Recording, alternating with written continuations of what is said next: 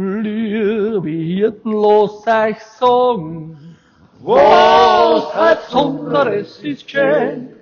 Unser Heiland Jesus Christus ist geboren in Bethlehem.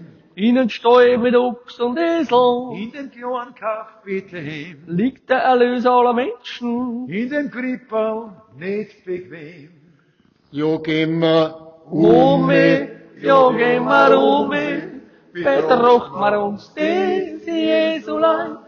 Ja, wenn das stimmt, was alle sagen, ja, dann werden wir uns ganz narrisch freuen.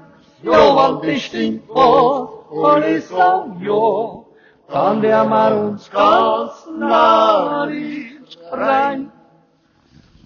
Hansel, nimm ein Stückel Fleisch mit. Franz und nimm ein Rindbrot, Seppel, hol kein Milch, das nicht leiden soll der Not.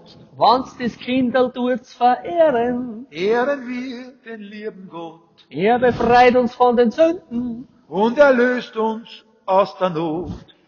Die Ewigkeit, so möcht man morgen, Die kriegen wir dann alles unterpfand. Ins Paradies los, der uns ein, die Not als Hirten oder nicht. Ins Paradies los, der uns ein, die Not als Hirten oder nicht. und kein Kaiser und kein König. Denn Jesus kommt von dort, Weil der Heiland ist für alle, immer da und immer fort. Hirten, Ehebrechern, Sündern, Allen hilft Herrn Jesus Christ, keiner geht bei ihm verloren. weil er Gott für alle ist.